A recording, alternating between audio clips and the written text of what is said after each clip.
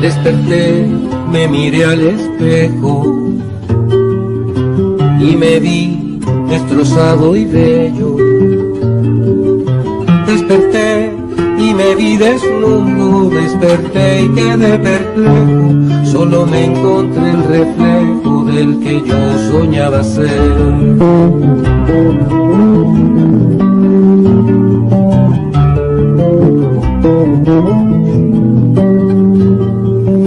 Desperté y al abrir los ojos descubrí que no estaba solo. Encontré a cientos de miles, a millones que marchaban, que cantaban y peleaban y empezaban a querer.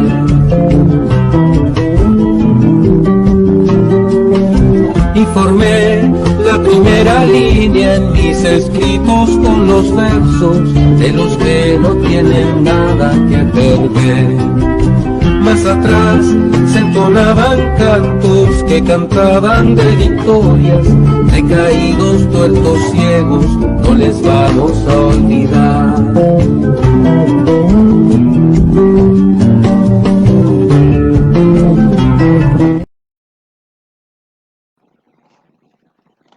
Buenas noches, estimados oyentes, amigas, amigos, compañeras y compañeros. Hoy Voces desde los Territorios tiene un programa especial al cual hemos invitado, producto, digamos, de las elecciones ocurridas en Colombia y en Perú hace algunas semanas atrás.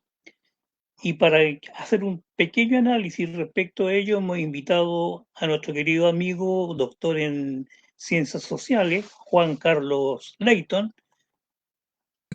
Gómez Leighton. Perdón, Gómez Leighton, ¿ya? ¿Cómo estás, Juan Carlos? Buenas noches. Hola, José, ¿qué tal? Buenas noches. Vamos a aclarar dos cosas. Primero, soy doctor en Ciencias Políticas y estoy Gómez Leighton, ¿ya? Ya, aclaradas las dos cosas, partimos entonces, ¿ya? Bueno, vamos a partir con un tema que es relativamente complejo, que es un tema que... Primero quiero hacer la introducción, pues, compañero. Como siempre, bueno, pero como te digo, vamos a partir inmediatamente, yo partimos. Ya. Bueno, partimos con la introducción. Haga la introducción, compañero. Las elecciones presidenciales celebradas en Perú y Colombia durante el 2026 constituyen dos acontecimientos políticos de gran relevancia, que consolidan el reflujo del ciclo progresista de comienzo de siglo, y ambos procesos estuvieron marcados por una fuerte polarización ideológica, el descontento social acumulado durante años de crisis económica y política, y una creciente disputa entre proyectos políticos identificados como la izquierda y la derecha. Si bien las elecciones no pueden entenderse simplemente como una competencia entre individuos o partidos, sino como la expresión política de conflictos más profundos entre clases sociales y fracciones de clase que buscan influir en la dirección del Estado. En este sentido, los resultados electorales de Perú y Colombia reflejan las contradicciones existentes entre los intereses del capital y las demandas de los sectores populares, así como las limitaciones estructurales de las democracias liberales en sociedades altamente desiguales. En Colombia, la segunda vuelta presidencial enfrentó a Iván Cepeda, representante del bloque progresista vinculado al proyecto iniciado por Gustavo Petro, y a Abelardo de la Espriella, candidato de la derecha conservadora. Los resultados finales fueron aproximadamente para Abelardo de la Espriella 50,4, a Iván Cepeda de la izquierda un 49,6%. La diferencia fue inferior a un punto porcentual, evidenciando una sociedad profundamente dividida entre dos proyectos políticos que en el papel parecen ser antagónicos. Por otro lado, en Perú, la segunda vuelta enfrentó a Keiko Fujimori, representante de la derecha neoliberal y conservadora, y a Roberto Sánchez, candidato de una coalición de izquierda. Los resultados fueron aproximadamente para Keiko Fujimori un 50,8% y Roberto Sánchez de la izquierda un 42,2%. Al igual que en Colombia, la elección se definió por un margen estrecho, reflejando una fuerte polarización política y social. Si se observan conjuntamente ambos procesos electorales, se aprecia que las derechas obtuvieron un promedio en ambos países de un 50,6% del sufragio, mientras que por otro lado las fuerzas combinadas de la izquierda y el progresismo obtuvieron un 49,4% de la votación.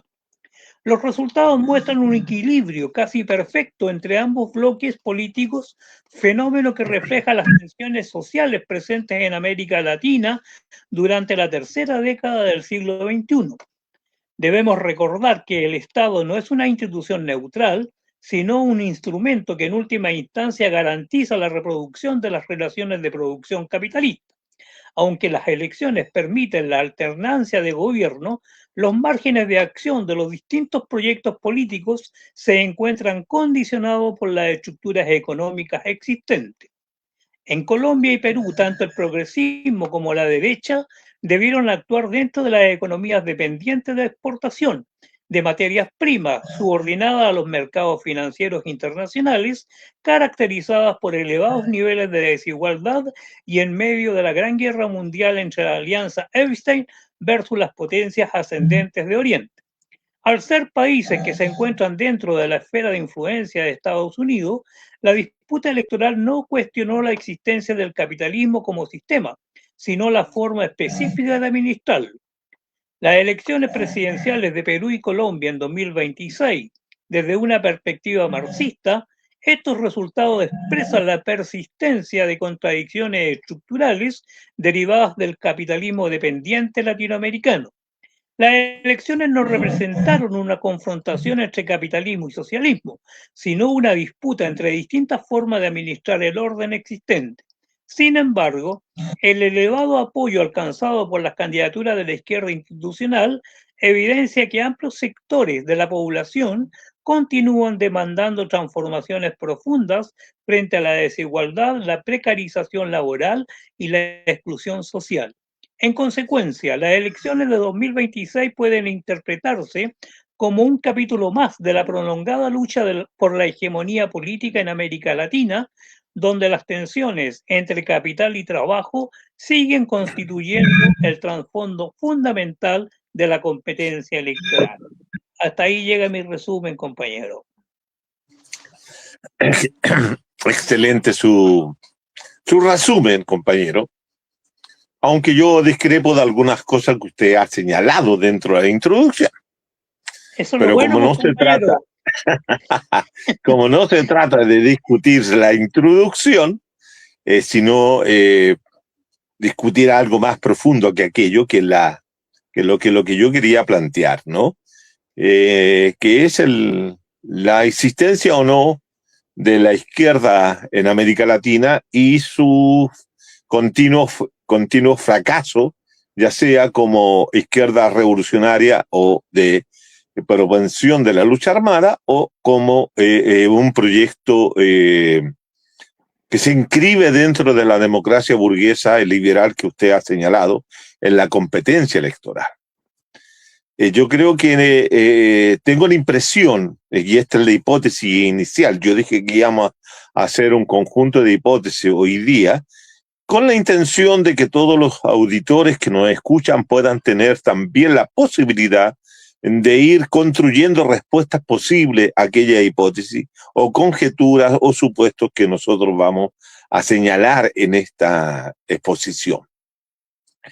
En primer lugar, evidentemente que las elecciones que se han realizado en los últimos tiempo en América Latina, y no solamente considerando estas dos últimas a las cuales usted hacía referencia, que es la colombiana del domingo pasado, la segunda vuelta, como la segunda vuelta anterior del Perú, que pusieron fin a ese proceso electoral de estos últimos 2 meses en aquellos países, sino que también si uno une lo que pasó en Chile en diciembre del 25 con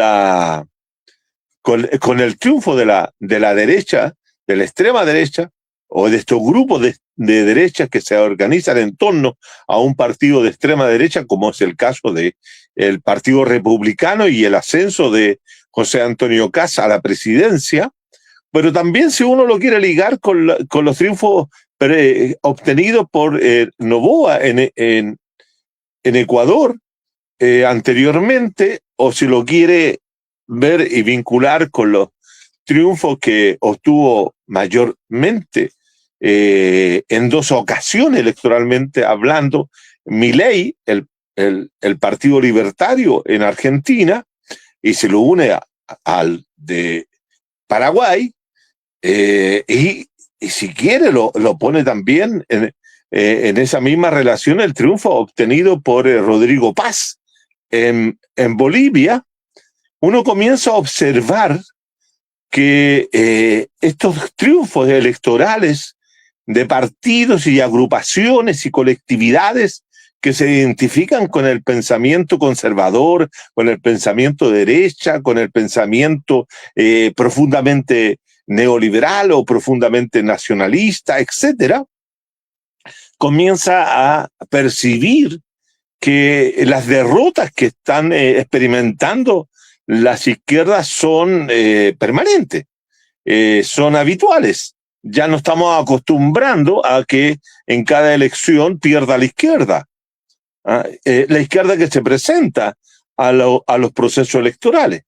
Entonces tenemos, y además si uno le agrega la derrota política y militar que ha sufrido la revolución bolivariana con la intervención de Estados Unidos y del imperio sobre los asuntos internos de Venezuela, el secuestro del presidente Maduro y la traición provocada por Daisy Rodríguez en aceptar el mandato o la supervisión que ejerce sobre el sistema político y social, económico y cultural de Venezuela, que ha sido golpeada hace algunas horas por un fuerte terremoto, 7.1.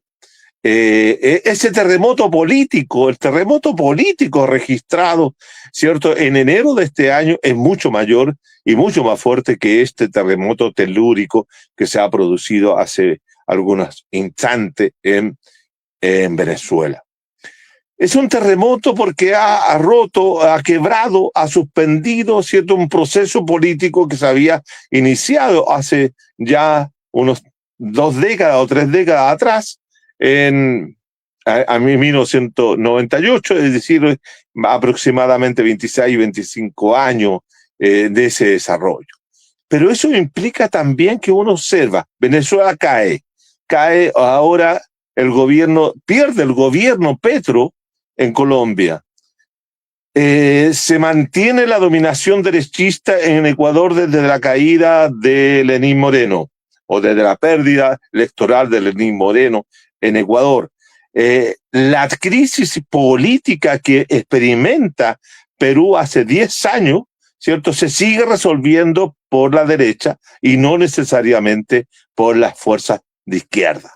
El caso boliviano, después de 19 años de gobierno del MAS, ¿cierto?, y la revolución cultural democrática que impulsaba Evo Morales y el MAS, cae, producto de una serie de contradicciones internas, y hoy día se vive una situación convulsiva en Bolivia, pero que todavía no se resuelve. Y tenemos el caso chileno, tenemos el caso argentino, como decíamos. Entonces, el color azul, que parece ser que identifica a las derechas en América Latina, comienza a cubrir totalmente la región, con excepción diríamos, de el caso de Uruguay, que tiene un frente amplio, que es un frente amplio muy aguado, ¿cierto? En vez de ser rojo, es más bien celeste, tirado a azul, con lo cual podría ser perfectamente de derecha, y porque es un gobierno neoliberal. Y el caso de Lula en Brasil, que esta segunda administración o tercera administración de Lula se vuelve mucho más aguada y se vuelve también un poco celestita y perfectamente podría entrar en una senda de gobiernos de derecha, porque siguen haciendo gobiernos neoliberales y no gobiernos de transformador. Por lo tanto, el panorama que tenemos en la región sudamericana parece ser que todas estas elecciones en las cuales ha competido la izquierda ha fallado. Son, como dije yo en el título de estas, elecciones fallidas. Es decir, que no logran el triunfo. Tengamos presente que en Colombia, desde los inicios de la República, ya por 1830, 1840, desde la conformación del Estado colombiano hasta el día de hoy, siempre habían sido dominados por la derecha, por los partidos representantes de los grupos dominantes. La democracia colombiana siempre ha sido una democracia dominada, ya sea por el Partido Conservador o por el Partido Liberal. Y incluso voy a citar una inflexión colombiana que en 1947, ¿cierto? Es asesinado Gaitán, un representante liberal de izquierda, es asesinado y se inicia a partir de ese momento todo un periodo que los colombianos identifican como de la violencia política. Y digo, quiero marcar este punto porque ahí surgen una serie de agrupaciones de izquierda, ¿cierto?, que se van a ir, como se tradicionalmente se dice, a la montaña, a la selva en este caso, para configurar guerrillas, organizaciones armadas. Surgen diversas organizaciones armadas que van a plantearse, ¿cierto?, la posibilidad de hacer una revolución o conquistar el poder a través de la lucha armada para hacer transformaciones mayores, estructurales que Colombia requiere desde hace más de un siglo. Y por lo tanto, Colombia representaba dentro de América Latina uno de los primeros países que organizaron guerrillas modernas, por llamarlo así de alguna forma, guerrillas modernas dentro de lo que era el siglo XX latinoamericano. Antes de, incluso, diría yo, antes de la gran inflexión política que significó la Revolución Cubana y su triunfo en 1959 por la vía armada. Por lo tanto, estamos en presencia de la Constitución en Colombia de eso. Pero el tema central que nunca había tenido dentro de su sistema político un partido de izquierda lo suficientemente fuerte para constituirse en alternativas electorales. Eso viene solamente a producirse posteriormente en el siglo XXI, más que en el siglo XX, o a finales del siglo XX, comienzo del siglo XXI, el polo patriótico, etc. Por lo tanto, en Colombia lo que se producía era una competencia fundamentalmente entre partidos de derecha, que era el Partido Liberal y el Partido Conservador, e incluso durante un largo tiempo gobernaron ambos conjuntamente, a partir de los 60 en adelante, el Frente Nacional, y posteriormente la derecha siguió gobernando hasta el triunfo de Petro. Petro es el primer gobierno de izquierda en Colombia, que triunfa en una segunda vuelta con una buena cantidad de votos, lo que abre la esperanza o abre la estructura de oportunidades de que en Colombia podía darse de que en la segunda, el segundo gobierno de Petro, o una segunda posibilidad de la izquierda. Y surge la figura de Iván Cepeda. Pero acá no importa tanto,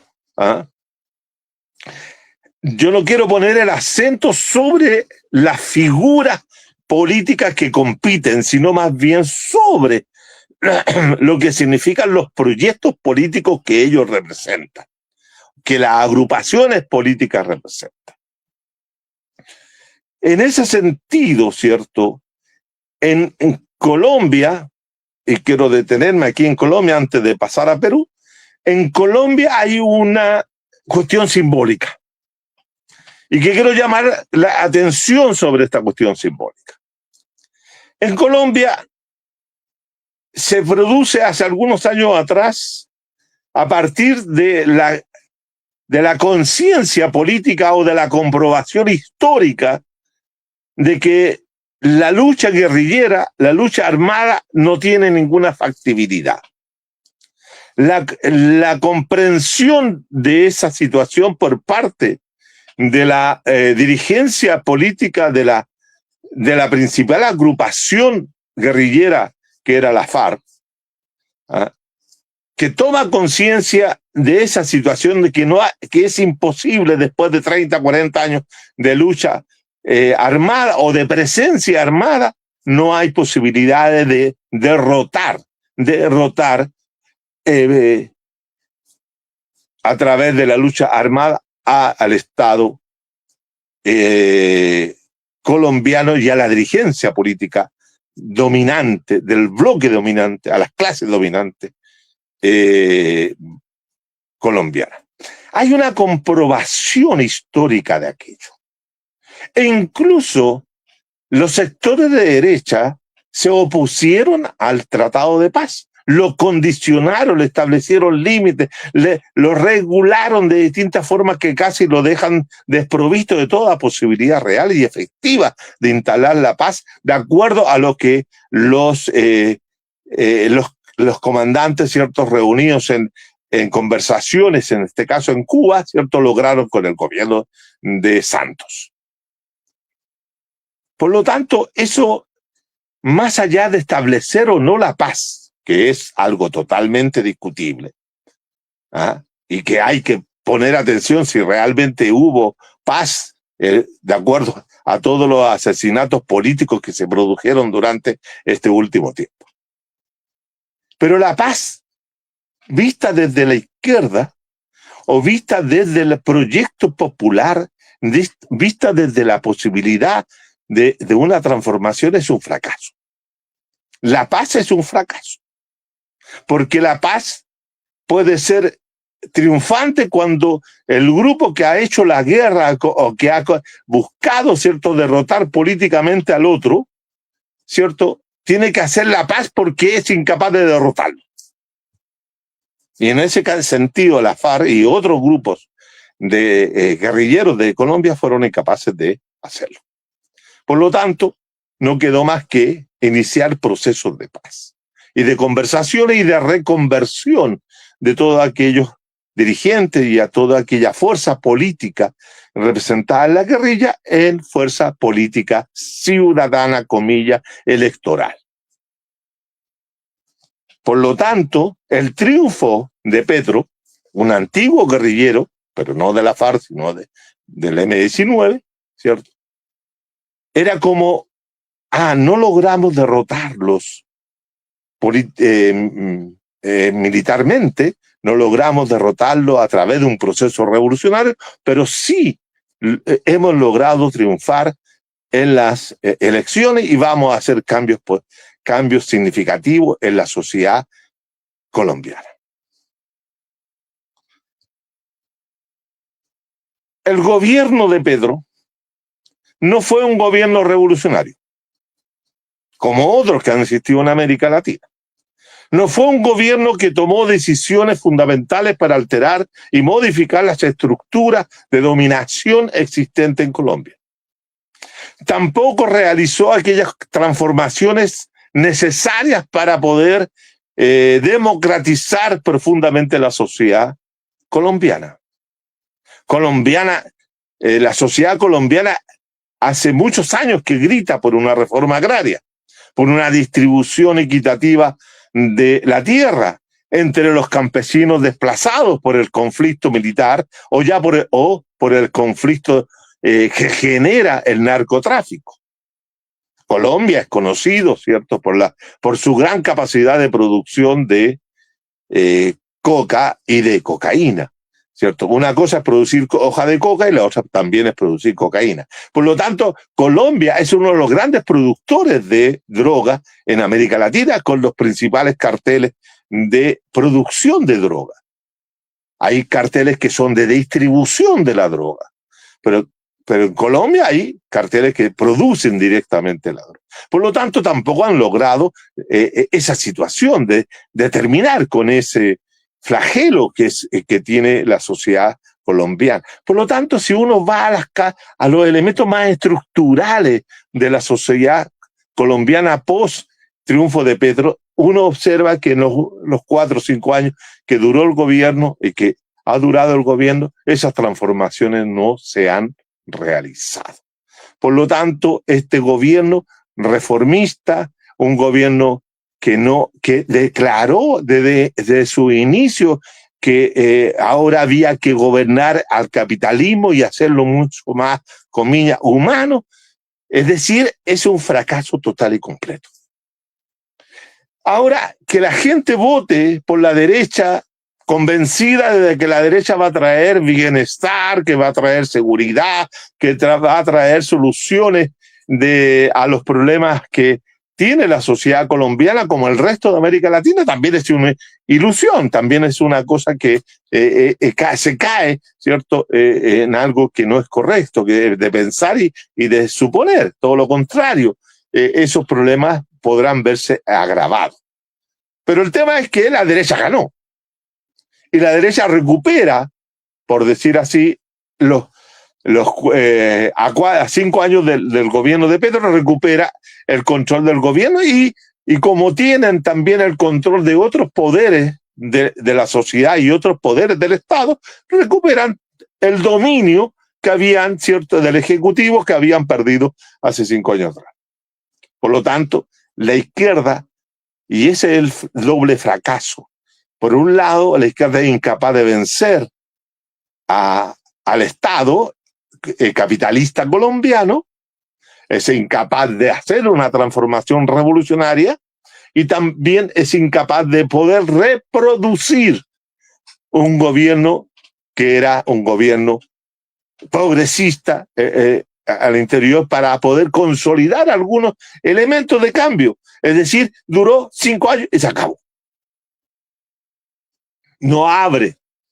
Petro no abrió una estructura de oportunidad de larga duración para la izquierda colombiana. Se pierde. Y se pierde en un contexto de dominación general de las derechas en América Latina. Y ese dominio general de las derechas en América Latina que describí hace un rato atrás, pronuncia la posibilidad de que América Latina se mantenga dentro de esa órbita de derecha por más largo tiempo de lo que uno quiere pensar y lo único que quiere esperar. Por lo tanto, fracaso de la izquierda colombiana, doble fracaso de la vía armada, fracaso de la vía electoral. Pero no solamente es el fracaso de Colombia, sino que uno se traslada un poco más al sur en el continente y entra en ese maravilloso país que es Perú, ¿cierto? Pero un país que tiene contrastes, contradicciones, que tiene marcadas situaciones regionales entre un sector y otro, y observa que la situación es la misma. Muchos tendrán presente lo que fue la dictadura de Fujimori. ¿Sí? Fujimori, ¿cierto?, instala una dictadura en pleno proceso latinoamericano de recuperación de las democracias, allá por el año 91, ¿cierto? Establece una dictadura, logra, ¿cierto?, echar a andar el proyecto de neoliberalización de la economía peruana, pero al mismo tiempo que echa a andar la neoliberalización de la economía, es decir, instalar el modelo neoliberal en Perú, apoyado, ¿cierto?, por los capitales, no solamente tanto nacionales como también internacionales, como de Estados Unidos, pero también de los capitales neoliberales latinoamericanos que comienzan a invertir dentro de la economía peruana, y especialmente el caso chileno, que es bien interesante todo lo que Chile, el capital chileno va a invertir en aprovechando toda las transformaciones económicas que el gobierno de Fujimori y los siguientes van a realizar. Pero hay un dato que quiero destacar dentro de eso. Aparte de ser un gobierno dictatorial, violador de derechos humanos, etcétera, violento, es un gobierno que va a derrotar a la principal guerrilla, la principal expresión de la lucha armada de los últimos tiempos en Perú. Y me refiero, ¿cierto?, a la agrupación del Sendero Luminoso. No voy a hacer aquí una defensa ni una, digamos, un reconocimiento a la actividad del Sendero Luminoso, sino lo que quiero señalar que en Perú, conjuntamente con el Sendero Luminoso, existieron otras organizaciones armadas que también se plantearon la posibilidad de derrocar a los gobiernos de derecha o semi-derecha o de izquierda que podían constituirse en algún momento en Perú en función de la transformación de un proyecto socialista. Esas eran las argumentaciones que levantaban las organizaciones guerrilleras existentes en el Perú. Fujimori y su estructura de poder fueron capaces de derrotar tanto al Sendero Luminoso como al movimiento revolucionario Tupac Amaru. Derrotaron a la izquierda armada, trayendo, comillas, la paz a Perú. Pero eso no significó de ninguna manera que se abriera, a través de esa paz lograda después de cruentas luchas o intervenciones del Estado que fueron sin ningún tipo de control y altamente violadoras de derechos humanos en muchos sentidos, esa paz no trajo la apertura para gobiernos de izquierda, sino más bien gobiernos llamados progresistas, como el gobierno de Toledo, tal vez el gobierno de... se me fue el nombre de un gobierno de un señor que ganó con un discurso de izquierda y que era más bien un nacionalista, y que al mismo tiempo posteriormente fue censurado o fue, digamos, enjuiciado por una serie de cuestiones de carácter de corrupción política. Esos lugares, esas posibilidades, esos gobiernos de centro izquierda o que se proclamaban de izquierda, fueron dando lugar a una serie de gobiernos que se planteaban desde cierta derecha y derecha neoliberal, sobre todo, específicamente, que fueron consolidando el régimen y el patrón de acumulación neoliberal en Perú. Y abrió hacia 10, 15 años atrás una crisis del régimen político democrático post Fujimori, que entró en un proceso de corrupción amplio y sostenido hasta el día de hoy, con una fragmentación de los partidos de izquierda del sistema Tengamos presente solamente que se presentaron 36 candidatos a la República en las elecciones pasadas y solamente, cierto, como todos sabemos, llegaron 2 estrechamente con muy bajos niveles de participación política y con muy bajos niveles de apoyo. Es decir, Keiko y Fujimori, como también el señor Sánchez, ¿cierto?, no alcanzaron el 20% de los votos, ninguno de los dos. Con lo cual la fragmentación del voto era total y la conquista de los votos obliga a una serie de negociaciones. Y eso implicó, ¿cierto?, que finalmente existieran 2 opciones, que eran las 2 opciones que se han venido repitiendo a lo largo del tiempo en las últimas 4 elecciones que se ha presentado. Keiko Fujimori ha pasado a esa segunda vuelta y ha perdido en segunda vuelta, y en esta ocasión no perdió, y no perdió por un margen muy, muy pequeño.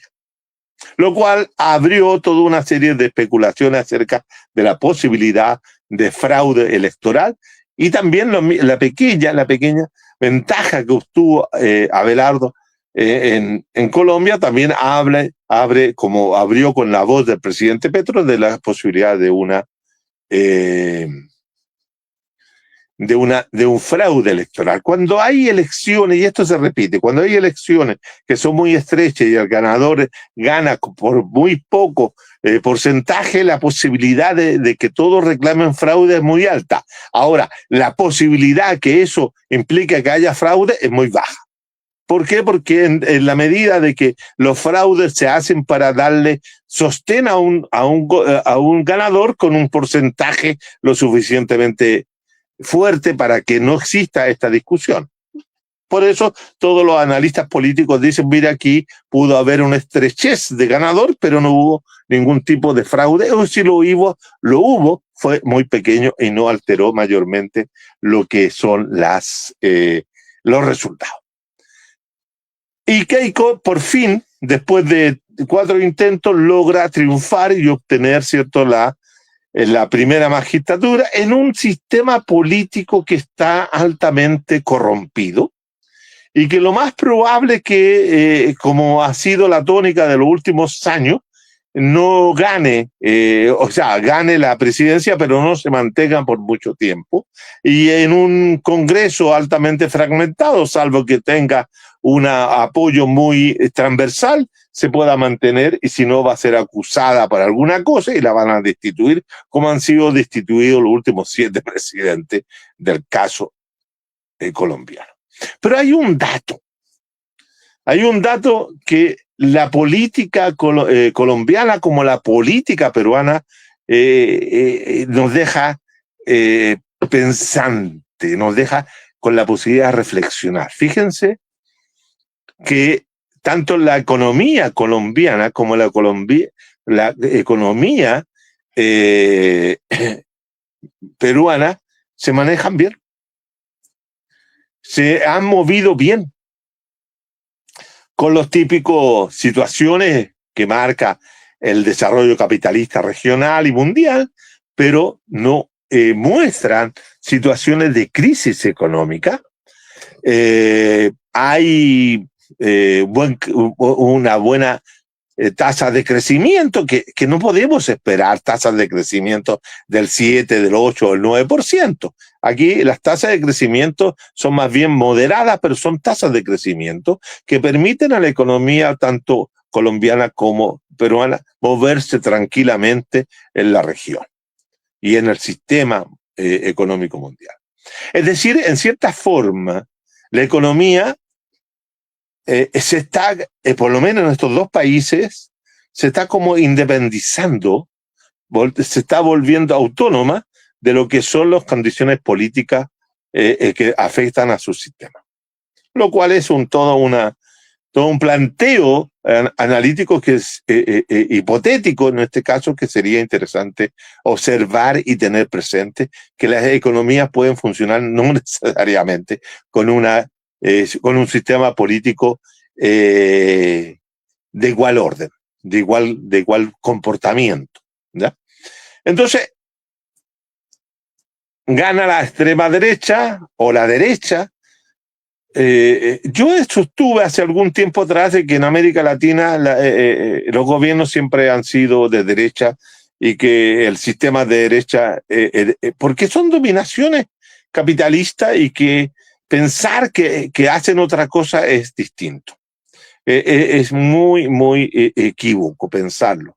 Acá incluso los gobiernos del ciclo más interesante de ciclo progresista que se abrió con los triunfos del comandante Chávez hasta el año 2015, fueron gobiernos de izquierda o gobiernos progresistas que solamente gobernaron igualmente el capitalismo y implementaron políticas neoliberales a lo largo del tiempo, haciendo lo que yo he seguido planteando, ¿cierto? Y planteado, de que hacen reformas al neoliberalismo para que el mercado funcione mejor y que funcione sin falla. Y por lo tanto eso ha sido hasta el día de hoy. Y por lo tanto, ¿qué ha significado aquello? Eso ha significado que la izquierda ha quedado sin proyecto.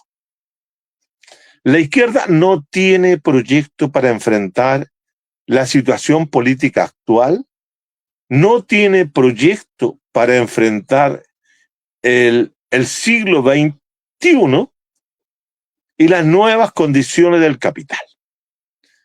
Yo tengo la impresión de que las izquierdas latinoamericanas no leen de manera correcta y adecuada la realidad latinoamericana. Es como que necesitamos a un Mariátegui que haga que logre una buena interpretación de la realidad política, social y económica peruana. Se necesita tal vez a un René Zavaleta que pueda leer adecuadamente al abigarrado pueblo latinoamericano, o se necesita a un Pablo González Casanova, se necesita tal vez a un José Aricó, o se necesitan una serie de otros pensadores latinoamericanos que pongan por fin, ¿cierto?, una buena comprensión, como lo hicieron, ¿cierto?, los teóricos de la dependencia, como lo hicieron, ¿cierto?, una serie de pléyades de intelectuales a lo largo fundamentalmente a lo largo de la década de los 60, 70, incluso anteriores. Lo que quiero decir es que el pensamiento crítico latinoamericano ha fallado. El pensamiento crítico latinoamericano y especialmente sudamericano ha fallado. Porque no ha logrado develar las principales contradicciones del sistema político latinoamericano. No necesariamente se trata de que aquí apliquemos los conceptos, las teorías que diversos teóricos europeos, norteamericanos incluso, ingleses, esos son europeos por cierto, han hecho sobre América Latina. Sino que se trata más bien de pensar América Latina desde nuestro propio fondo histórico, desde nuestra propia plataforma, como se habla hoy día de las plataformas, ¿cierto?, histórica, para develar cuáles son las profundas contradicciones. Y develar por qué, y fundamentalmente por qué, ¿cierto?, las nuevas generaciones, y no las viejas generaciones, las nuevas generaciones están hoy día inclinándose por los sectores de derecha. ¿Por qué los jóvenes votan por la derecha? ¿Por qué sectores de la clase trabajadora votan por la derecha? ¿Por qué sectores campesinos votan por la derecha? ¿Por qué los sectores importantes de la clase media votan por la derecha? Claro, alguien podrá decir, y quien está escuchándome, podrá decir, mire, el candidato de las fuerzas políticas progresistas en Colombia, Iván Cepeda, aumentó la votación obtenida por Petro y creció en 3 millones o en 2 millones y medio de votantes. Espectacular, digo yo, pero insuficiente. Espectacular, pero perdió. Por mucho que haya sido por poquito, pero perdió. La pregunta es por qué Petro no hizo un gobierno que le permitiera reproducirse en el tiempo. Aquí yo me planteo la cuestión al estilo Maquiavelo. Maquiavelo dice el poder se puede conquistar para reproducirlo, para, ¿cierto?, prolongarlo en el tiempo.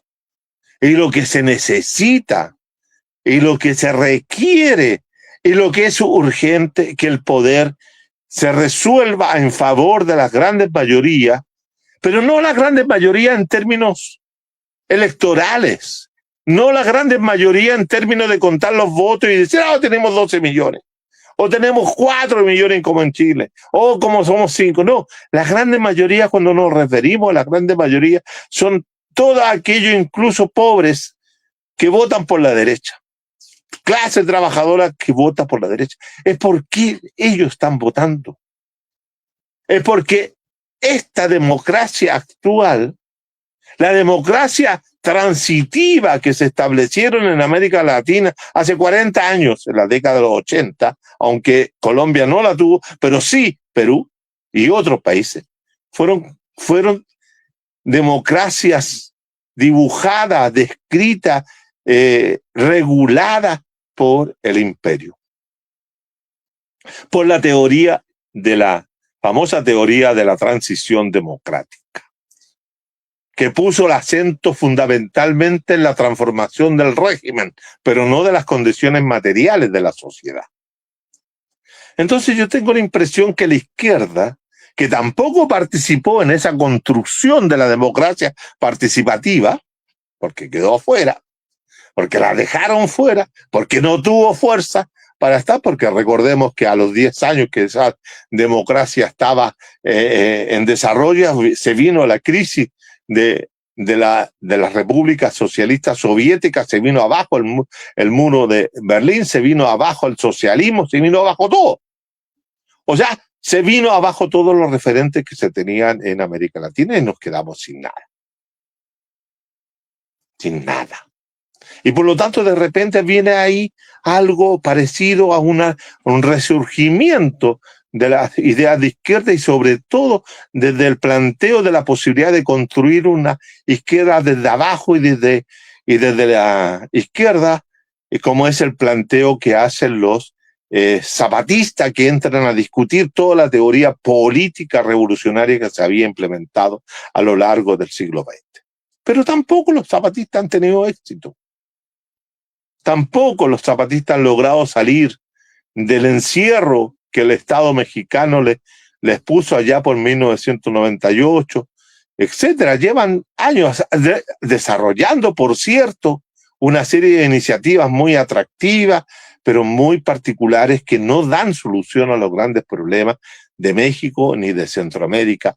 Y en México hoy día se debate en un gobierno que se dice transformador, como el de la Cuarta Transformación, el de la Claudia Sheinbaum y de lo que era López Obrador, pero si uno hace un análisis profundo de la Cuarta Transformación, nos damos cuenta que es bastante limitada.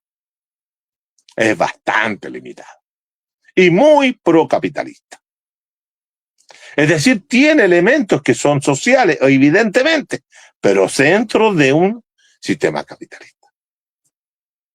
Entonces, en ese sentido, los discursos, las narrativas, como se dicen hoy día, la narrativa no convence. No convence. no convencen a las grandes mayorías. No logran desenajenar a las grandes mayorías que ven en un sujeto como Abelardo a un payaso que repite payasadas o plantea que va a hacer las mismas payasadas que hacen otros y logra captar la atención, logra captar al votante, y esto esperanzado de que ese sujeto al estilo Milei, al estilo Trump, al estilo Bukele, al estilo este otro, vaya a resolver los problemas de la sociedad colombiana en este caso. Y frente a eso, ¿cuál es el contrapoder que se levanta? ¿Cuáles son los contrapoderes que se pueden alzar para poder contener a esa dominación que se viene en Colombia, se viene en Perú y que se está desplegando en América Latina? Pensemos que si las elecciones latinoamericanas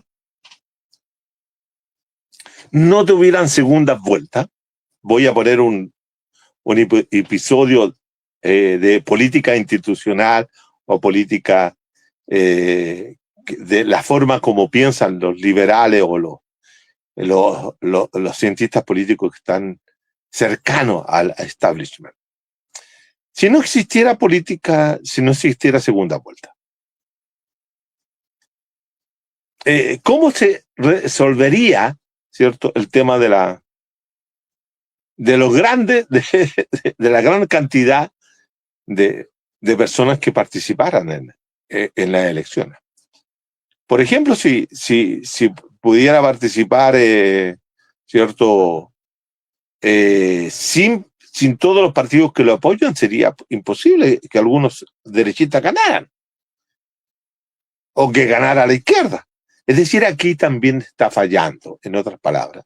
Si sacamos la segunda vuelta que se hicieron para evitar los triunfos electorales de las izquierdas, tengamos presente aquello, que las segundas vueltas se instalaron en América Latina como consecuencia de un triunfo electoral con una minoría de votos, o un tercio de votos, como fue la elección de Salvador Allende con el 36%.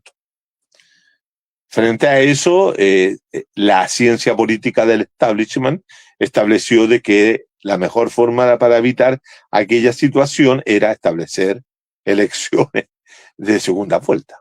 Pero las de segunda vuelta generan una serie de dificultades que ya estamos viendo cómo se ha producido a lo largo y ancho de América Latina. O sea, lo que se necesita es cambiar todo. Todo. Y ese todo no se cambia. Y ese todo no se cambia porque no hay una fuerza política que la represente.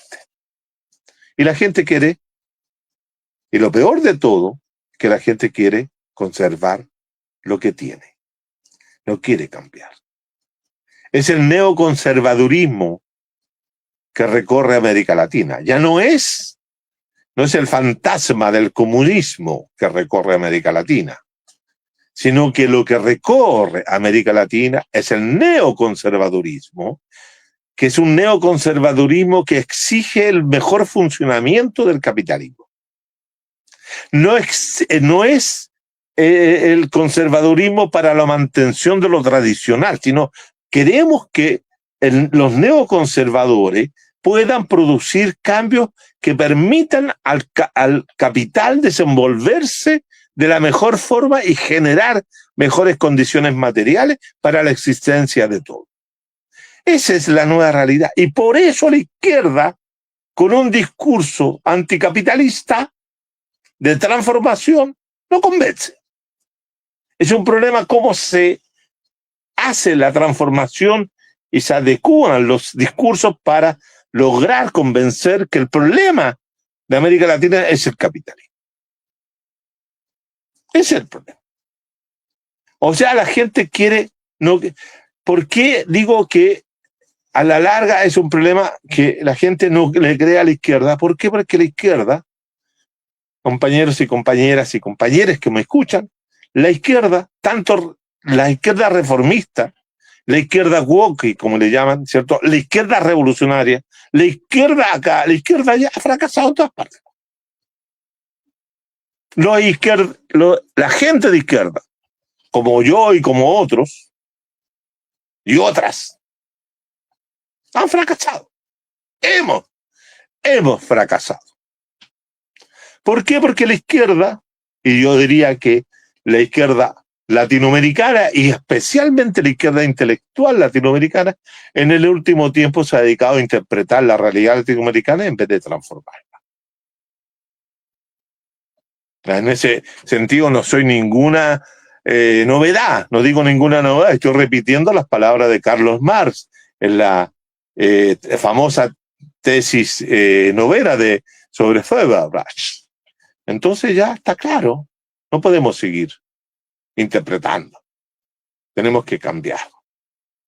Y yo lo digo porque yo veo que se vienen 5 años de dominación en Colombia, que se pueden prolongar, así como, no, Uribe cae, y Uribe estuvo 10 años. Después de Uribe vino, ¿cierto?, Santos, después de Uribe vino una serie de otros de izquierdosos hasta llegar a Petro, pero Petro no fue capaz de tener un segundo gobierno. Entonces, la izquierda tiene que lograr construir. Y es una tarea que yo llamo a toda la gente que está escuchando, o los que quieran escuchar, y los que ya se pusieron anteojos, se taparon los oídos para no escucharme. La izquierda tiene que construir hoy, una nueva teoría de la realidad política latinoamericana. Es decir, debemos construir una nueva teoría política, social y económica de la realidad latinoamericana, que nos permitan sacarnos de encima a todos aquellos autores que son provenientes de Europa, de Norteamérica, sino construirla en una discusión abierta entre todos y todas para construir aquello. Pero una teoría latinoamericana que tenga como perspectiva el cambio político, el cambio histórico, la transformación, primero. Eso es fundamental. Fundamental, y hacerlo con las herramientas conceptuales que América Latina pueda desarrollar. ¿Ah? No con los planteos de la Escuela de Frankfurt, no con los planteos de los construccionistas franceses, no por esto, no por esto, no. Tomar la realidad latinoamericana y construirla. Segundo, tener, ¿cierto?, la construcción de movimientos sociales desde la base, desde distintas plataformas territoriales que América Latina tiene. De ahí en adelante.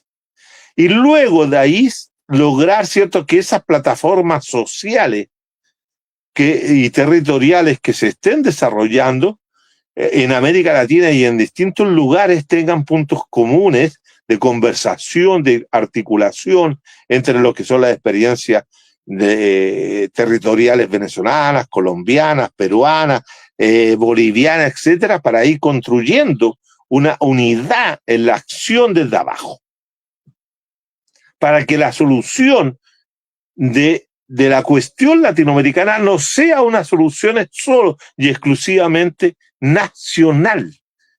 Las izquierdas deben dejar de ser nacionales y enclavadas en sus recintos territoriales latinoamericanos o países latinoamericanos, sino que construir una solución, construir, mejor dicho, organizaciones que se coordinen, pero desde abajo, a nivel latinoamericano. Y finalmente, no finalmente, sino que en tercer lugar, la construcción de un instrumento político, que permita, ¿cierto?, conducir, dirigir, ampliar, etcétera, lo que pueda hacer ese proceso político de los movimientos sociales de base. Y con una construcción democrática de la relación partido o instrumento político, llámelo como usted quiera, y plataforma territorial de base. En cuarto lugar, ¿cierto?, identificar adecuadamente cuál es el sujeto político que va a hacer esa transformación. Porque hoy día, ¿cierto?, que muchas de las izquierdas latinoamericanas siguen trabajando con la idea de que la clase trabajadora, la clase obrera, es la clase llamada a hacer la revolución. Eso hoy día sabemos y hemos tenido múltiples ejemplos en los últimos 50 años de que ello no es así. Entonces, saber identificar al nuevo sujeto de la transformación.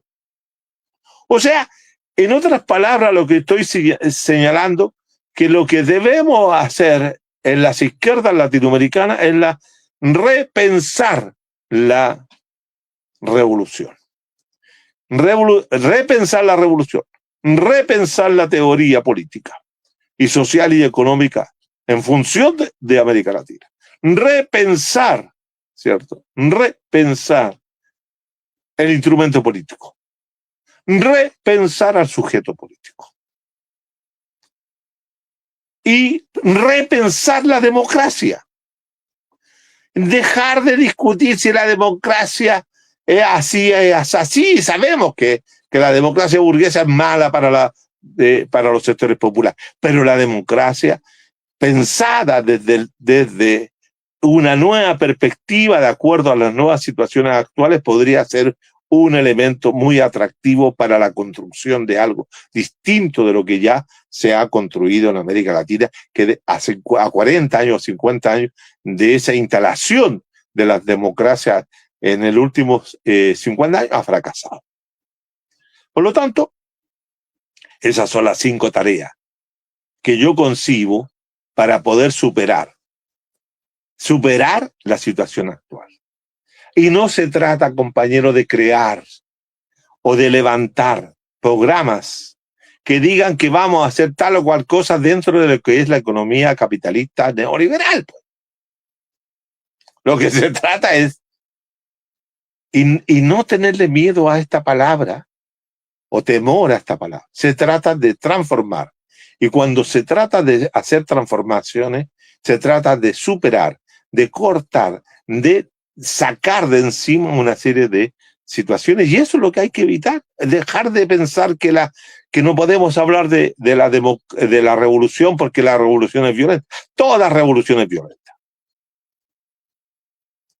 La izquierda debe repensarse para salir, pero debe salir jugando, como diríamos hoy día en jerga futbolística, jugando para poder sortear todos los obstáculos, pero no dejar los obstáculos en pie, sino que botarlos, sacárselos de encima. No podemos declarar la guerra como lo hizo Marco, o sea, su comandante, allá por 1994, cuando le declaró la guerra al Estado mexicano y al sistema político mundial neoliberal, y ahí está. Tenemos que luchar para vencer. Tenemos que luchar para no seguir teniendo elecciones fallidas. A mí lo que me gustaría es que las elecciones existieran, sí, siempre, pero que las elecciones sean entre sectores políticos del mismo sector con diferencias particulares y específicas. Ese es lo que uno dice. Estados Unidos, por ejemplo, son capitalistas y ustedes lo saben.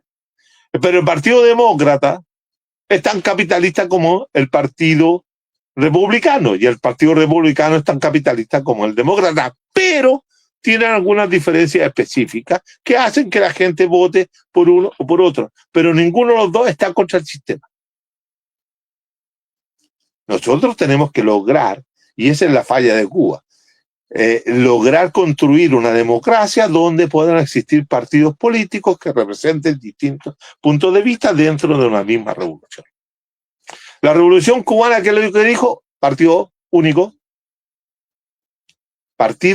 y nada más. Competencia política cero. Entre proyectos distintos, pero ubicados dentro de la misma interés. Pero para lograr aquello, se necesita que todos naveguen y remen para el mismo lado.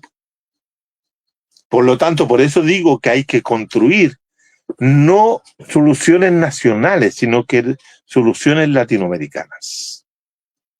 Soluciones que permitan abrir el futuro, no soluciones que cierren el futuro. Por eso digo yo, elecciones fallidas, izquierda sin futuro. O si ustedes quieren, ¿cierto?, ganancia de elecciones por parte de la derecha, cierre del futuro. Tenemos que lograr conseguir abrir el futuro. Comenzar a construir el siglo XXI y de los últimos 75 años que le quedan al siglo XXI para que este sea un siglo de otro espesor, de otra mirada, de otra forma. Y mirar hacia adelante, compañeros. Mirar hacia el futuro. ¿Ah? Yo creo que la forma como la izquierda latinoamericana construyó y se construyó a sí mismo la identidad a partir del siglo XIX hasta el día de hoy es necesaria conocerlo, aprenderlo, saberlo, pero no construir la utopía de la izquierda en el pasado, sino que construir la izquierda en el futuro. Es decir, cuando uno analiza, ¿cierto?, los estudios, y con esto voy terminando, todos los estudios que se hicieron y se hacen sobre la izquierda revolucionaria, a mí de repente me interesaría que toda esa gente que escribe numerosas historias y hace relevante a numerosos hechos y procesos que se vivieron, saquen las lecciones.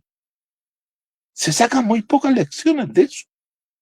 Se describe las situaciones, pero no se sacan las lecciones y se necesita sacarlas.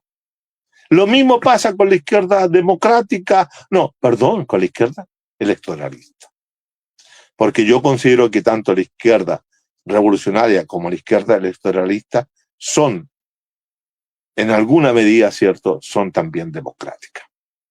De manera entonces que para recuperar, ya sabemos, tareas.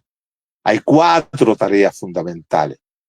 Reconstruir la teoría política social latinoamericana al estilo, no digo que de la misma forma y que sea ella, sino que al estilo de la teoría de la dependencia. Reconstruir y repensar cómo podría ser el instrumento político que eso nos legó la revolución democrática y cultural de Bolivia. Repensar al sujeto. Si el sujeto de hoy día no es idéntico al de 50 años atrás, no podemos seguir hablando de que el sujeto sea este otro. No, ver cómo ese conjunto de individuos que conforman el pueblo o los pueblos, como se dice hoy día, ¿cierto?, se pueden reconocer como sujetos políticos capaces de plantearse la transformación. Pensar la teoría de la revolución. Yo creo que esas cosas son fundamentales. Fundamentales para salir de esta situación de derrotas habituales y permanentes de las izquierdas en América Latina. Son ideas para la discusión. Tal vez no sean ideas tan brillantes teóricamente como alguien podría decir. No citó a ningún teórico, no citó a nadie. Pienso. Después teorizo a partir de otros. Puede ser que esté equivocado, puede ser que no, pero quiero introducir la discusión. Basta de seguir, ¿cierto?, siendo derrotados y conformándonos que no importa, la próxima elección sacaremos más votos. ¿Estamos? Gracias por la escucha. Gracias, José, por la oportunidad de hablar estas cosas. Y espero que nos escuchen algunos. Gracias, José. ¿Aló? ¿Me escucha, José? Sí, estoy muteado. Ahora sí.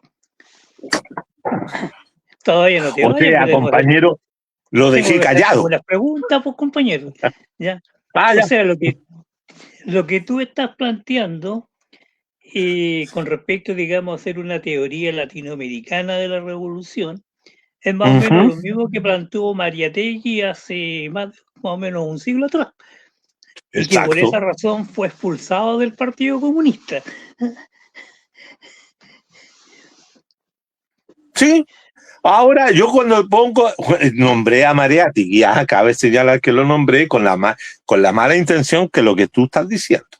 Sí, yo tengo la impresión de que tenemos que volver a tener, mejor dicho, creo que las generaciones actuales no han podido, de intelectuales, tener esa capacidad que tenían estos viejos antiguos de producir teoría.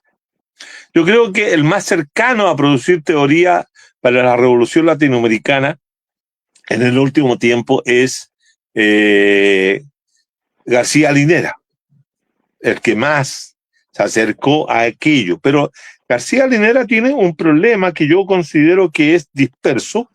Es una persona que tiene buenas ideas, pero está contaminado con una serie de autores, tanto latinoamericanos como europeos, que termina siendo muy heterogéneo y difícilmente comprensible su planteo. Y sobre todo yo creo que el problema fundamental, y esto lo he dicho en otra oportunidad, los estudiosos de García Linera se van a volver locos, pero bueno, el tema es finalmente que él pensaba, y así lo sostuvo en distintos lugares, que la revolución socialista tenía que postergarse hasta que se lograra un nivel de desarrollo del capital que permitiera esa transformación. En ese sentido, García Linera no apuntó bien y bueno, eso queda demostrado con el fracaso de la revolución democrático-cultural en Bolivia, conducida por el MAS y conducida por Evo Morales y por García Linera. Pero después no hemos tenido otros analistas que tengan esa capacidad de construir una teoría propia para la realidad latinoamericana. Si uno piensa en autores que están vinculados, por ejemplo, a lo que es el Consejo Latinoamericano de Ciencias Sociales, después de quién, uno ahí ya se pierde porque no encuentra. Lo que encuentra son buenos analistas con conocimientos suficientes, como un Atilio Morón, como un Emir Sader, como un Emilio Tadei, como una serie de otros intelectuales, pero que más bien son aplicadores de teorías políticas a las cuales ellos son adictos, son seguidores. Pero no hay constructores de teoría política. Atilio es un muy buen intelectual, conocedor de América Latina, pero eso, conocedor, pero no produce una teoría política para América Latina. ¿Ah? Entonces yo tengo la impresión que eso no ha faltado. Estamos huérfanos en América Latina de esos pensadores, de ese tipo de pensadores. Si uno piensa aquí en Chile, tú piensas en Chile, ¿quiénes son los pensadores que están elaborando, ¿cierto?, una teoría que permita plantearse la transformación o los cambios radicales, ¿cierto? Uno de repente podrían algunos apostar por no lo voy a nombrar a nadie mejor, pero no lo encuentro, no hay en América. En Perú tampoco, hace mucho tiempo. En Ecuador, menos. La revolución ciudadana de nuestro amigo Rafael Correa careció de teóricos, No hubo un pensamiento teórico en torno a la Revolución Ciudadana. Lo mismo pasa con la Revolución Bolivariana. Lo que había eran más bien difusores, propagandistas, personas que describían lo que ocurría, pero no teníamos pensadores de la revolución propiamente tal, de la revolución bolivariana como tal. Y en Centroamérica lo mismo, en México, después de los grandes que ya no quedan, Marco produce algo de teoría. Sí, uno podría decir que hay una teoría del poder, o una teoría de cómo llegar al poder, de cómo construir el poder. Sí, Marcos podría ser, pero muy poco conocido por estos lados. Muy poco conocido, muy poco referido su comandante. Entonces te das cuenta que no es solamente la idea de tener a un Mariátegui, sino cómo tener un conjunto de hombres y mujeres, ¿cierto?, que piensen y elaboren una teoría para América Latina. Hay una argentina que yo considero que ha hecho estudios muy, muy interesantes, que van en esta línea, pero muy específicos, muy particulares, que es Maristela Svampa. Ella está en una línea de esa naturaleza, pero muy vinculado también a los movimientos globales, de la teoría del cambio global, de la teoría de... ella con otros grupos, ¿cierto?, están haciendo unas buenas elaboraciones, pero también muy encerrada, muy poco conocida a nivel de grupos sociales que debieran conocerla y todo el trabajo que hace ese grupo.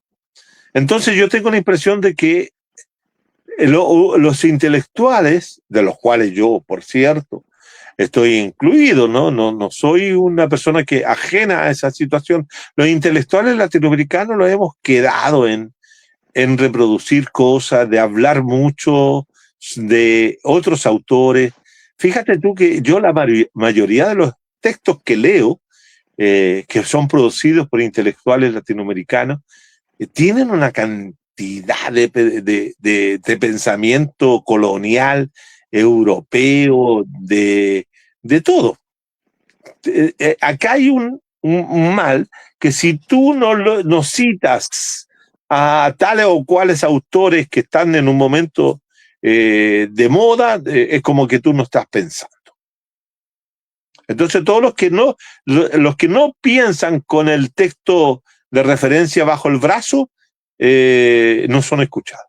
Pero todos los que piensan y parten citando a medio mundo son considerados. Entonces es un defecto. Incluso cuando Boaventura de Sousa Santos, ¿cierto?, planteó la construcción del saber desde el sur, muchos dijeron, no, ¿cómo es eso? ¿Qué vamos a saber nosotros si nosotros sabemos mejor? Porque los europeos, los norteamericanos piensan, etcétera, etcétera. Acá, por ejemplo, siempre se ha construido, fíjate, una teoría del imperialismo, no del imperialismo, del neoliberalismo, no siguiendo cómo se construyó el neoliberalismo en América Latina, sino que vino un señor, que es David Harvey, que escribió, ¿cierto?, que el neoliberalismo latino, el neoliberalismo era una nueva forma de despojo. Y ahí no lo habíamos pensado. Pero yo tengo la impresión de que hay cosas que dice David Harvey en sus libros que son interesantes, pero que no se ajustan a la realidad latinoamericana. Podríamos hablar mucho de aquello. Y así sucesivamente. Yo creo que eso es lo que nos ha faltado y por eso las izquierdas latinoamericanas carecen de proyectos, de programas y de todo, que no han sabido leer a América Latina. Además, los que representan a la izquierda son también tienen bastantes limitaciones, para decirlo de alguna forma. Entonces lo que se requiere es como volver a pensar a América Latina. Mira, lo que hicieron, yo siempre digo lo mismo, que tal vez pueda ser repetido si alguna gente me ha escuchado antes, pero lo que hicieron el grupo Comuna en Bolivia, antes de la llegada al gobierno del Evo, cuando se reunían distintos sujetos de diferentes tradiciones teóricas, analíticas, y todos se dedicaban a pensar Bolivia, construyeron cosas interesantes, descubrieron cosas importantes, permitieron tener una interpretación de Bolivia mucho más allá de las tradicionales que se habían realizado. Crecieron leyendo a René Zavaleta. Con René Zavaleta se alimentaron y lograron superar en muchos aspectos lo que planteaba René Zavaleta, pero a partir de su conocimiento y de su aprendizaje. ¿Ah? Acá en Chile, por ejemplo, te pongo el siguiente ejemplo. Acá en Chile, ¿quién ha pensado a Chile en los últimos tiempos? A partir de lo que como lo pensaron algunos hombres de la época, como por ejemplo, voy a nombrar, como Julio César Llobet, por ejemplo, o como personas que estudiaron en Chile, como estuvieron aquí, como Rui Mauro Marini, o como, no sé, como Aníbal Pinto, por ejemplo, Santa Cruz, el economista, o como otros, ¿no? Pero que se dedican a estudiar a Chile, claro. O como hoy día lo pensó y lo piensa Gabriel Salazar. ¿Ah? ¿Qué tanto aporta Salazar? ¿Qué tanto entrega Salazar a la visión del Chile que tenemos? Pero fíjense que Salazar es historiador como otros que cruzó débilmente. Salazar cruzó débilmente el límite de los años 30. Salazar no fue un historiador que, no ha sido, mejor dicho, un historiador que haya cruzado la década de los 30, de los 50 para adelante. Los últimos 50 años del siglo XX está muy mal estudiado, muy mal conocido. Gress, que es un gran historiador, no cruza en los años 50. Y su planteo sobre los años 60 son interesantes, pero que no está centrado estudiando aquello, sino que está pensando y leyendo los años 1880, 1930, 1920. Se mueve en ese arco temporal. Un filósofo como Rodrigo Carmi, muy interesante en sus cosas, pero su último trabajo se ha centrado en la figura de Portales. Es decir, no tenemos conocimiento sobre la estructura social, la estructura política, bien asentada desde un punto de vista crítico de lo que son los últimos 50 o los últimos 100 años de Chile, de 1950 hasta la fecha. O sea, los últimos 75 años. Entonces nos falta. Y eso nos lleva a malos diagnósticos, eso nos lleva a tener una serie de falencias al momento de proyectar las transformaciones que el país quiere. O mejor dicho, fíjate que voy a decir algo, más que plantearse cuáles son las transformaciones que quiere, saber cuáles fueron las transformaciones que se realizaron y cuál es el impacto de esas transformaciones en la sociedad actual, que lleva a la sociedad actual a no tener ninguna consideración por la izquierda anticapitalista, digo. Porque en Chile la izquierda anticapitalista obtiene menos del 1% de los votos, si que tuviéramos que medirlo por alguna forma. La gente no vota por la izquierda anticapitalista. Entonces eso hay que preguntarse por qué. Pero esas preguntas incómodas son preguntas incómodas porque cuestionan, José, cuestionan la propia existencia de los sujetos que se la plantean. Entonces eso es lo que nos tiene detenido, nos tiene en esta permanente derrota. En la izquierda chilena no ha logrado salir de la derrota del 73. Eso, Mira, estimado amigo. otra de las cosas que a mí me llamó la atención que tú planteaste ahora, creo que era el segundo punto. Otra de las cosas que tú planteaste y que me llamó la atención, creo que era el segundo punto de los 4 que tú planteaste, que es el asunto del latinoamericanismo, de revolucionario, digamos, de la izquierda. Y que lamentablemente, bueno, ya hemos tenido discusiones con algunos compañeros respecto a eso, y no se ha dado. Y yo pienso, digamos, que no se ha dado porque estas izquierdas son un poco nacionalistas, ¿ya?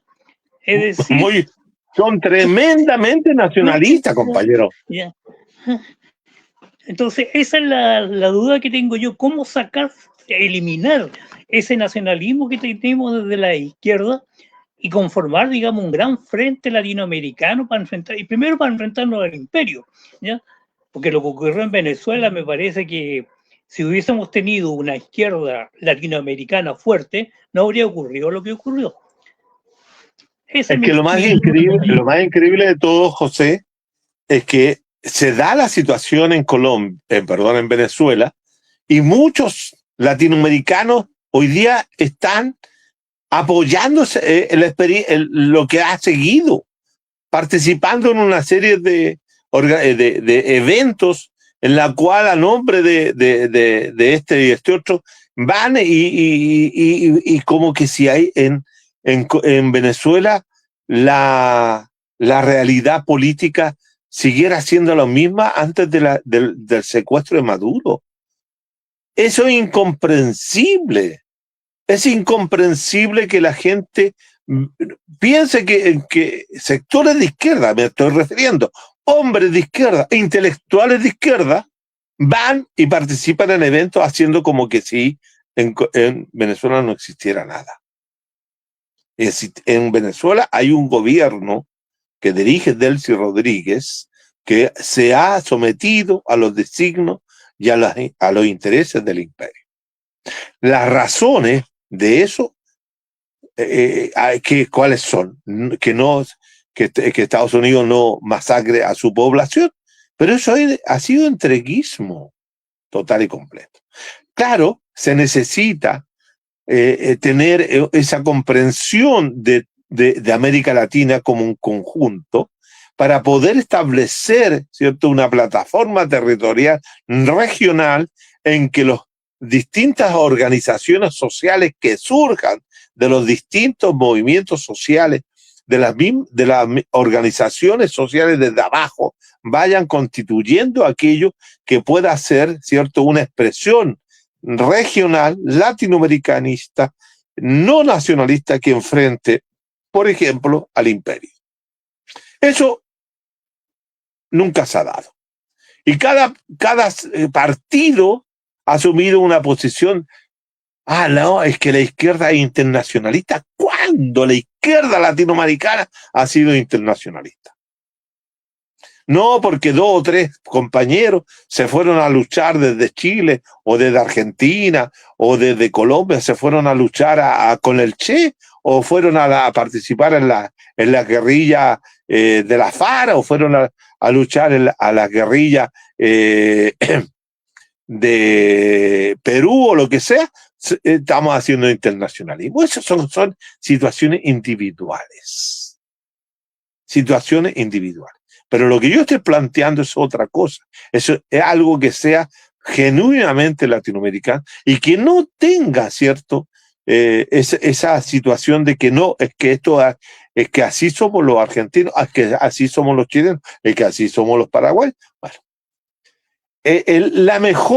la mejor construcción que hicieron las oligarquías durante la revolución de independencia, de la llamada revolución política de independencia, fue la construcción de los estados nacionales.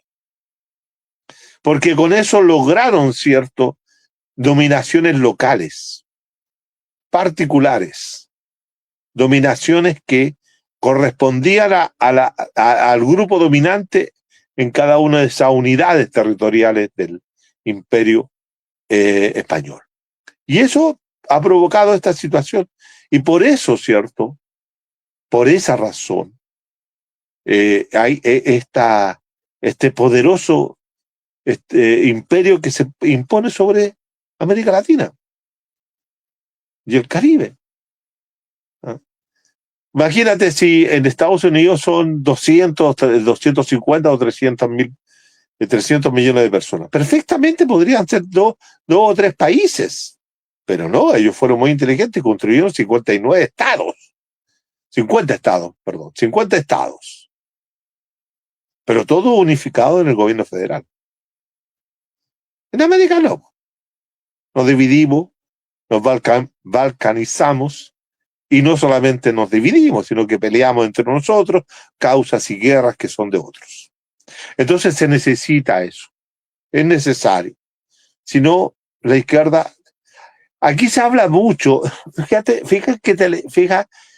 que la izquierda es capaz de describir con diversos textos, y podría nombrar a los autores que lo trabajan, cómo la derecha latinoamericana ha ido concertándose, ha ido logrando conseguir triunfos electorales allá, acá, allá, porque hacen, y sin hacer grandes declaraciones, construyen poder. Las derechas construyen poder a lo largo y ancho de América Latina sin decir que son internacionales, sino que parten de la base que son nacionalistas y todo lo demás. Pero tienen una coordinación para hacerlo total y completa.